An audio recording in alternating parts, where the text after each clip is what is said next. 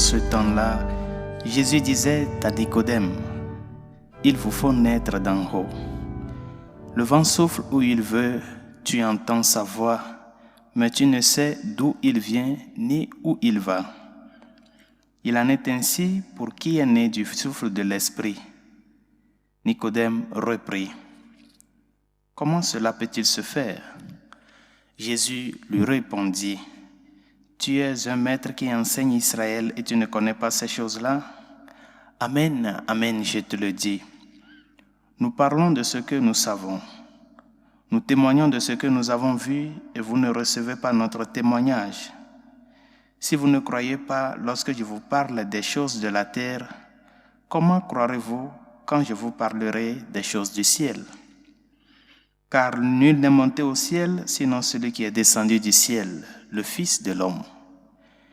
De même que le serpent de bronze fut élevé par Moïse dans le désert, ainsi faut-il que le Fils de l'homme soit élevé, afin qu'en lui tout homme qui croit ait la vie éternelle. » Acclamons la parole de Dieu. Louange à toi, Seigneur Jésus. La pratique de la charité est l'une des caractéristiques fondamentales qui définissait l'Église primitive, l'Église des premiers siècles, après l'avènement de la Pentecôte.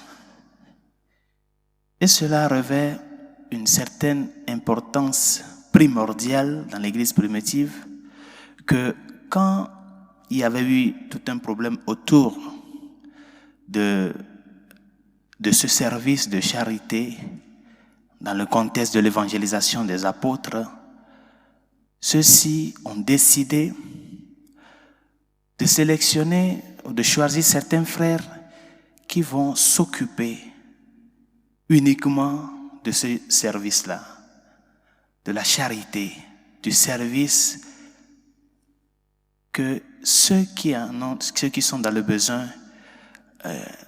sont appelés à recevoir. Une expression de l'amour de la communauté vers les nécessiteux. Et c'est de là qu'est né les diacres, les premiers diacres, avec Saint Étienne comme le protodiacre des 7. Et nous venons d'écouter dans la première lecture comment Saint Luc, qui est l'auteur du livre des Actes des Apôtres, insistait sur cette pratique de la charité qui définissait les chrétiens de ce premier temps-là. Ils avaient un seul cœur et une seule âme, c'est-à-dire ils se compliquaient la vie pour les autres. Et c'est de là que les païens sont tellement surpris par cette attitude des chrétiens. Et c'est là qu'ils confessaient les païens, regardez comment ils s'aiment. C'est cette unité, cette préoccupation pour l'autre qui est dans le besoin,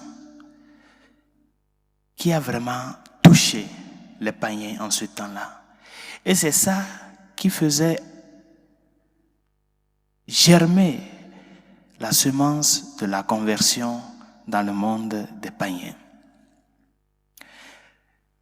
Il est très important de savoir que la charité chrétienne, ce n'est pas la même chose comme la solidarité sociale ou comme ce que nous appelons aujourd'hui du point de vue des organisations non gouvernementales, le volontariat. Non. Ce n'est pas la même chose. Parce que celui qui est solidaire du point de vue social, aujourd'hui, demain, il est libre de se désolidariser. Il n'est pas obligé. De même, le volontaire, aujourd'hui, il est volontaire, demain, il peut dire qu'il n'est pas disponible. Non? Et c'est pour cela d'ailleurs qu'aujourd'hui, dans beaucoup de centres qui accueillent des volontaires, il y a certains centres qui n'acceptent plus ces genres de services. Pourquoi? Parce que demain, tu comptes que ces volontaires vont venir, tu as fait un programme sur eux et ils ne viennent pas. Non? Et donc, tout chamboule. Il y a une grande différence entre la charité chrétienne et ce que nous appliquons du point de vue social. Que je ne dis pas que c'est mal, la solidarité sociale. Je ne dis pas que c'est mal, le volontariat. Dans ce genre d'activité, ce qui se vit, c'est qu'on offre quelque chose, le peu. Et aussi, on le fait parce qu'on a le temps, non? Parce qu'on a du surplus. Et on veut dédier cela. Non? Dans la plus grande partie, c'est un peu ça. Mais la charité chrétienne t'invite à te compliquer la vie toi-même.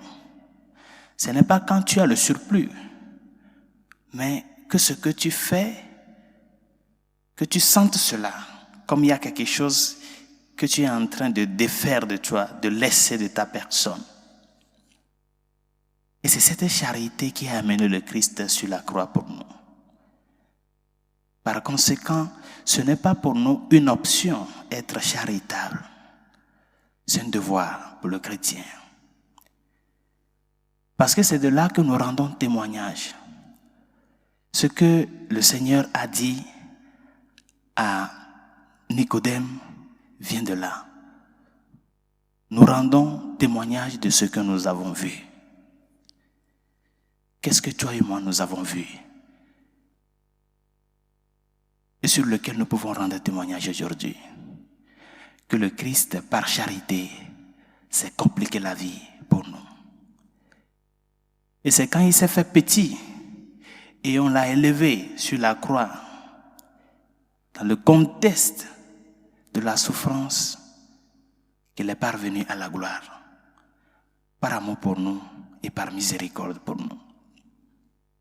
Par conséquent, posons-nous la question, le service que nous rendons aux autres est vraiment une réalité de vie charitable ou bien c'est d'autres formes de services comme la société l'offre aujourd'hui, qui sont de bonnes initiatives.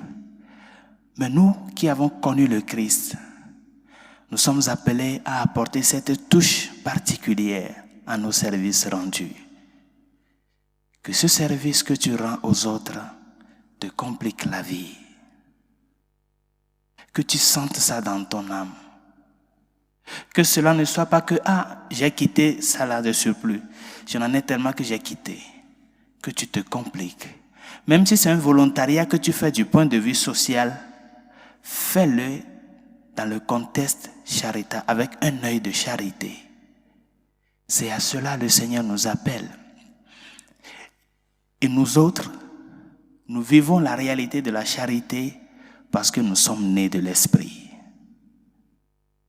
L'Esprit du Christ, qu'il partage avec nous dans le baptême et la confirmation, c'est ça qui nous donne force, qui nous impulse au service des autres. Demandons au Seigneur au cours de cette Eucharistie de nous aider à ce que cette charité qui définissait les premiers chrétiens, cette charité vraie, cette charité participative, cette charité à l'image du Christ qui a souffert, mort et ressuscité par charité pour les hommes, que nous puissions récupérer cela dans le monde d'aujourd'hui. Que ce que nous faisons soit par amour et par gratitude au Seigneur qui a fait tant pour nous. Que sa grâce nous y aide.